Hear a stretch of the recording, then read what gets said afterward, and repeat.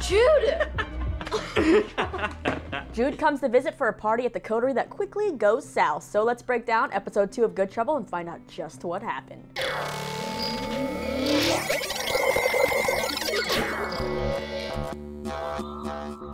Rise and shine on, you lovely people. Lisa here with all the info on episode 2 of the Foster spinoff, Good Trouble. Now first, I just want to say thank you for being patient with me. I know I'm getting videos up a little later than I have in the past. That's because there's a lot of stuff going on. First of all, it's raining here in LA, which means I really don't want to do anything when it rains, which is sad. But I'm also in the middle of like moving and setting up a new filming space, so it's kind of like in transition. So hopefully I get that set up in the next month or so, and I'll try to get videos out on time. But again, thank you for being patient. Now, when it comes to Good Trouble, it has been confirmed that members of the Addams Foster's family will be coming to visit the show, and that kicks off in this episode with the return of Jude, who we know is going to college nearby at UCLA. Now, we also, in this episode, get to know a little bit more about the other tenants of the coterie, and honestly, I'm actually still trying to figure out the style of this show, if I like it or not. This episode, at least for me, was a little bit too hectic with the plethora of flashbacks, the going back and forth. Just the way I feel like they were pieced together made this episode a little hard for me to follow. Honestly, I felt like if I blinked, all of a sudden we were in a different scene and I didn't know what timeline we were in, and it just got crazy. And there are shows who do this. This Is Us I watch. I do recaps on that if you watch those. But This Is Us, I feel like, balances the jumping back and forth of timelines and storylines really well. So maybe Good Trouble just hasn't figured out that pacing or style of how to do that yet, but I hope they do if they're going to continue this whole like back and forth type thing. The other piece of the style that I'm not a huge fan of at this point is like the stylistic, artistic type looking things where they have the shots of the cast members like staring off like into space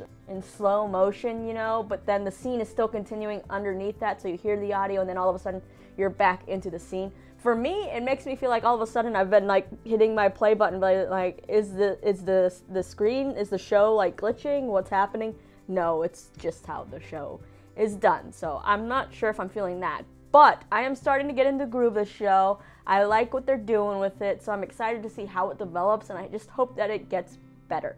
But enough of my rambling for now. Let's just go ahead and dive into this episode. Alright, so this episode revolves around a big party at the coterie and how quickly it kind of spirals for everyone as they're drinking and having a good time, but eventually everyone ends up on the roof just kind of like sulking and in bad moods. So what happened leading up to this big party? Well, for Callie, she is swamped at work, which is like no surprise there, and when Mariana texts her about this upcoming party, Callie's kind of like not really into it. We also see the continuation of the clashing with her coworkers Rebecca and Ben. Now, it does seem like Rebecca is trying to kind of make an effort to apologize to Callie if Callie, you know, thought that she was purposefully giving her like wrong advice or something. But, you know, Callie, she's being cold and standoffish and just tries to kind of blame everything on Rebecca being jealous that Callie got to clerk this Jamal Thompson case, which of course makes Rebecca mad again, and the tensions are just there. It's like no matter what Rebecca tries to say, it seems like stubborn Callie's just kind of already made up her mind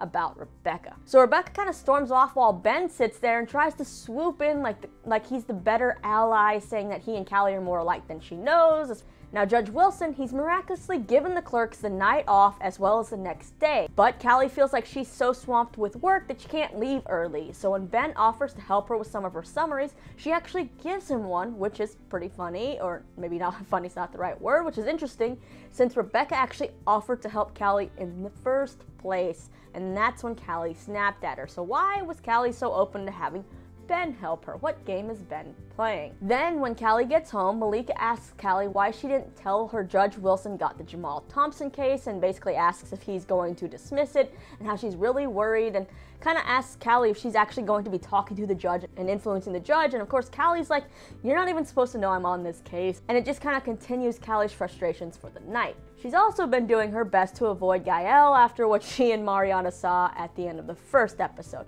And I have to say, I think I've done what Callie does here, and you know, like your shoes are too loud, so you take them off so no one can hear you like sneaking around.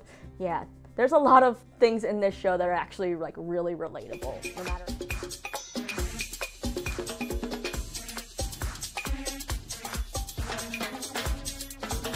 for Mariana, her day at work is not any better. Now the brojos still continue to belittle her and make her feel like she's not part of the team. They even shoot down her ideas in front of their superiors, and they've been hanging out together outside of work with so-called team building outings to hockey games and whatnot, and posting it all over social media to make Mariana feel kind of like an outcast. Mariana does finally take Alex aside and says that she was trying so hard to be part of this team and she wants to help them with their ideas and whatnot, but he's not giving her a chance. And that's when he tells her that she comes off a little abrasive, and he warns her that if she comes off too ambitious, she'll rub people the wrong way. And all this is, to me, is that this guy, he feels threatened by a woman, and it's just kind of sad. Because like, if a guy is so-called too ambitious, you're not gonna call him abrasive. You'd probably be like, yeah, you're a go-getter, go get it. So the fact that he's calling Mariana a little too abrasive because she's ambitious, it's just annoying, but unfortunately that's what happens. This show's addressing the sexism in the workplace, and I really like that. Now cut to right before the party, and Mariana's trying her best to convince Callie to come down for the party, but Callie, again, is like, I'm gonna stay in my little, cocoon of a room here and do all the work that I'm swamped with. Callie also points out she has to be careful of her image and what's put out in the public and who she parties with, because she can't end up on Instagram doing body shots or making out with random people, because that could get her fired from her job. Mariana kind of calls BS here though, because she thinks Callie really doesn't want to come to the party because she's avoiding Gael after what they saw, and she's not that wrong. So Mariana decides to call in reinforcements to try to get Callie to come to the party and let loose just for the night. Mariana made me swear not to tell you. Yeah, she's determined to get me out there. Mm-hmm. It's probably why she invited your favorite brother. Probably. Yep, little or not so little anymore, Judicorn has come to party with his sisters, which honestly just makes me feel real old that he's now old enough to be partying with them. Now we learn that Jude is still in school, living in the dorm, keeping up with his schoolwork, doing better than he has in the past because he doesn't want to, lose his scholarship, which is great. It's a 180 from what we saw in the series finale when Jude was pretty much going off the rails. Now Jude is successful in getting Callie to come down to the party, but then she starts asking him and keeps asking Jude about his sex life. Now Jude takes this as his sister being really nosy and invasive and judgy, but the reason that Callie's really asking a lot of questions is because she is trying to wrap her head around what she and Mariana saw with Gael. Things then kind of get a little more awkward as Callie, Mariana, and Jude see a guy walk into the coterie and hug Gael, and they think that it's maybe the guy that Gael was hooking up with. And we find out this guy's name's Brian, and when they get introduced, Jude's gaydar is like going off. Eventually, Mariana fills Jude in on the whole Gael situation, and Jude goes over to talk to Callie, who by this time has been partying it up, and as Jude says, is one drink away from being white girl wasted. Now Jude does apologize for what he said to Callie earlier, and then asks Callie if she really likes Gael. She says she does, but she doesn't know how to feel about him being bisexual. Bisexuality is a hard thing for some people to wrap their head around. I mean, why do we have to put ourselves in boxes when it comes to who we want to be with? Shouldn't it just be about the person? Ah, good old Jude. Like, I'm glad he's still that, wise old man in the young guy's body, really kind of there to give advice. And I think Jude needs to come in quite a bit because these girls are going to need a lot of advice and help along the way. I kind of feel. But it opens up a really important, discussion about, being bisexual or biphobia or all of that kind of things, which I think we don't hear discussed on shows a lot. Now, as far as the whole Gael situation, by the end of the night, after a lot of other things happen, which I'll talk about in a little bit, Callie goes up to the roof to kind of like escape this party, and Gael comes up to talk to her, and Callie says one thing we're probably all thinking: you should get some curtains. Yeah, same thing goes for Beck on the show You, if you've watched that show, which was originally on Lifetime, but now it's on Netflix, and I have an interview with the cast. You can find that in the links in the description, but that's, off topic. But, she needed curtains as well, and I'm not going to spoil that show, but, if you're going to be doing risque things in front of a window, cover it up. But back to this show. So Gael straight up asks Callie if it freaks her out that he's bisexual, because she wouldn't be the first person to have an issue with it. He also admits that he really does like Callie, and this whole thing with Brian, it's actually just casual. They're not dating. He then also is like, oh wait, we can't really see each other because of this whole Mariana situation, right? Which Callie actually clears up and says, Mariana's fine with it now. So Gael goes in for a kiss, but Callie pulls away. Now, I feel like most guys would take that as defeat and, just go off and do your own thing, but Gael, he's actually starting to win me over. He's got this sweet side. It seems like, there was an instant connection between he and Callie.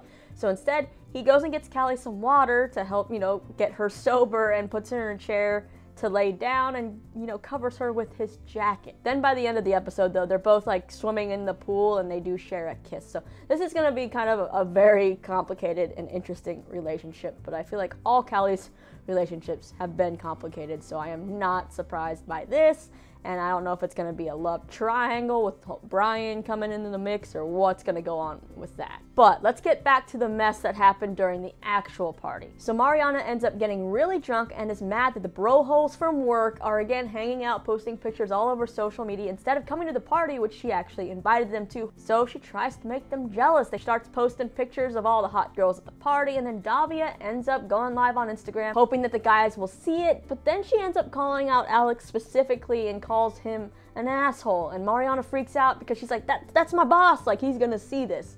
And she tries to delete the video, but unfortunately it's too late because Alex has already seen it. So you mix this whole situation with Mariana having quite a few drinks and, well, just also being Mariana, and she spends the rest of the night texting and calling and leaving tons and tons of voicemails for Alex, trying to apologize and pitch ideas, and she just gets herself into a deeper and deeper hole that she's gonna have a really hard time crawling out of. So you know how it's illegal for people to drink and drive, and to also drive and be on their phone? Part of me feels like there should be a rule about drinking and having your phone. Like if you're drunk, you shouldn't be allowed to have your phone, because that's when things get a little crazy for some people. But yeah, I know that's an extreme, but you know what I'm trying to say, right? Now, as far as Callie goes, she gets in trouble with work. So how does that happen? She ends up leaving her phone in the bathroom at the beginning of the night, and when someone finds it, Mariana takes it and puts it in her pocket because she wants Callie to enjoy the party and not worry about work. Little do either of them know that there's been a big development with the Jamal Thompson case, and Judge Wilson tries to call Callie multiple times, and even Rebecca and Ben try to get a hold of her because they're supposed to go into the office. Yeah, so things on the job front, bad for Callie. Another strike. I feel like it's 3 strikes her out. I feel like she's getting strike 2 right now. Now, Ben, who I've decided is more of a weasel than a nice guy for now until he proves otherwise, informs Rebecca that he did help Callie with some of her summaries, so she was able to leave early. Then it's getting late and they can't wait for Callie anymore, so they decide that they need to write the memo. So they flip for it to see who's going to write it. And even though Ben actually won the coin toss, he tells Rebecca that she won and she can write the memo, which makes Rebecca happy, but I'm wondering just what Ben's motives are here. Like, I'm guessing that if he can keep pitting Rebecca and Callie against each other, it's going to work out better for him, and maybe he's going to be the last one standing. Or he sees the potential in Callie and he wants to use her and have her on his side. I don't really know what his little weaselly ways are thinking here. Or maybe I'm completely wrong and he just wanted to help Rebecca out. I don't know. Now, Callie eventually learns about the new motion filed in the Jamal case when Malika's friends tell Callie that they're happy that she's working with that judge and they're going to have an ally on the inside. And this, of course, leads to another confrontation between Malika and Callie. Now, when Malika actually brings up what's going on and the 911 calls and the motion, she's like, wait a second. If this emergency motion is being filed or whatever, that means that I should know about it. So she freaks out and realizes she's lost her phone, and she goes looking for it. And she finally finds it with Mariana, and she sees that she has missed calls from the judge, from Rebecca and Ben, and she texts Ben to be like, I'm sorry, I lost my phone, whatever. And basically Ben writes back saying that Rebecca already wrote the bench memo for Judge Wilson. And we see Rebecca print that memo out and put it on the judge's desk. Now, for me, the big question here is, did Rebecca write this memo as herself, or what she would think from Callie's shoes? Did she put her name on the memo, or did she put Callie's name on it? Like, is she trying to sabotage Callie? What's the judge going to think if the memo comes from Rebecca? Or what is he going to think if all of a sudden it's from Rebecca, but it's got Callie's name on it and he knows that's not Callie's way of thinking? Like, something is definitely going to, set the judge off to know that something is wrong here. So this obviously does not make Callie look good. So basically, we end this episode just like that first episode, with Callie and Mariana still both thinking they're about to get fired from their jobs.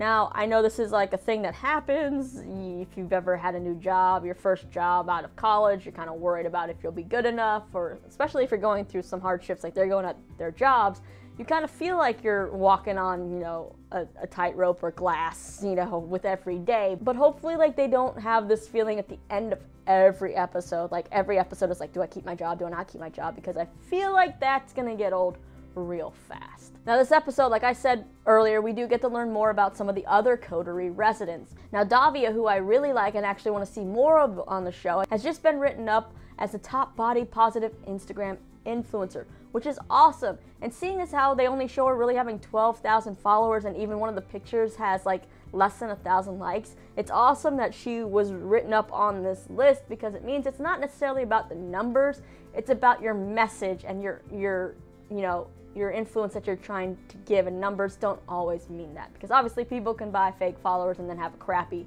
message. So she is celebrating this achievement by reading troll comments and drinking to them, and I honestly wish I had her confidence. I mean, troll comments, if you're on social media in any capacity, you've seen this. Maybe you've experienced it, online bullying or whatever, from people that don't know you, or just like, I'm just gonna pick on you because I don't like the way you look, or like your voice, or how you talk about things. It sucks, and you do your best to not read these comments. Like, if you watch Wreck-It Ralph 2, by the way, they kind of deal with this whole thing. But Davia, she has this like awesome confidence. She just like takes them in stride. She doesn't let them bug her. She lets them motivate her. But there is one comment that Mariana reads out from someone named like Veg Lover or something, that actually does get to Davia, and it's like a more of a passive aggressive type of hate comment. Like, it's a nice hate comment, if you could call it that.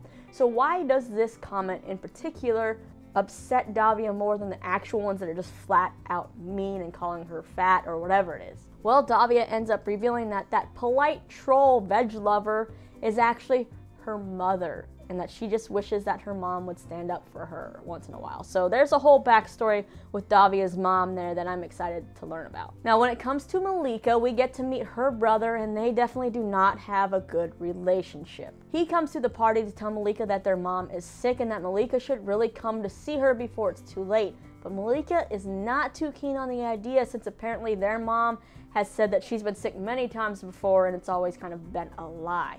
Now, we know from the previous episode that Malika grew up in the foster system, and we learned kind of just what happened.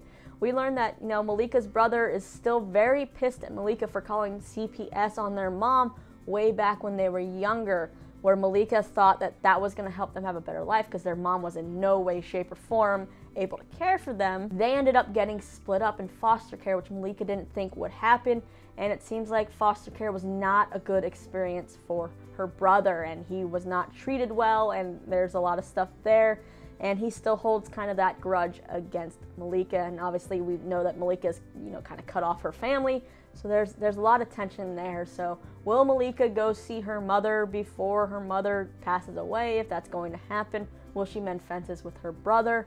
What's going to go on there? And finally, we have Alice. We learned that Alice's best friend, Sumi, it's her birthday, and Alice has got her this cake, and she's looking out for Sumi, waiting for her to arrive. But we also learned that Sumi is not that great of a person, according to like Davia and Malika and the friends, right? It also happens to be that Sumi's not just Alice's best friend, but Alice's ex-girlfriend, and yes, as you probably guessed, Alice is still in love with her. And when Sumi finally shows up to the party, she has a big announcement. She's just gotten engaged, which sends a heartbroken Alice to a room to eat her birthday cake alone. The girls, however, encourage Alice to kind of talk to Sumi, set some boundaries, clear the air, and Alice says that, she's going to. But when the chance comes and Sumi walks in and asks Alice to be her maid of honor, Alice chokes and just says sure and doesn't tell Sumi how she's feeling. And well, that ends the main events of this week's episode. I think there was kind of a lot going on, so I missed something. I apologize. I feel like the one Coterie resident we still haven't learned a lot about is that Dennis guy, but I feel like he'll come into play soon. So let's just go ahead and kind of watch the promo for the next episode.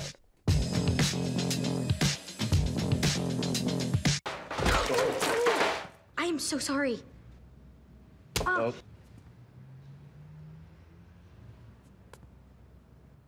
Okay, first of all, totally relatable, because I think I've done that before with someone. When you hit someone, they drop something, you both try to get it. Yeah. it's happened. And second of all, what on earth is on that guy's phone? And this is also the phone of the head of the company guy, the CEO, that Evan Speck or whatever his name is. So, is it something bad? Is it something good? Definitely something Mariana shouldn't have seen. So we're going to have to tune in to find out next week. And I feel like that's definitely a good tease. Now, the log line for this episode does say that Callie's love life heats up, especially after she reaches out to an old friend for some legal advice. So who's this old friend? We know she has two old friends that have legal backgrounds, and that would be Jamie, her sister-in-law's brother, and Aaron. So which one's she reaching out to? I feel like we've heard that Bo Murchoff is on the show, so I feel like it's going to be Jamie, but we shall see. Now it's your turn. Hit up the comments and let me know what you thought about this week's episode. Which of these new characters are you more excited to learn about, and do you want to see more of on the show? What do you think is going to happen with Callie and Mariana and their jobs? And are you excited for, other cast members from the Fosters to come back? Which one are you looking most forward to? I hope Jude does come back, though, guys. After that, after you hit up the comments, you can click right over here for more of my videos and hit that subscribe button so you don't miss any of my recaps or other fun things that I do on this channel. As always, my name is Lisa. Thanks for hanging out with me and watching and being patient with me, and I will see you next time.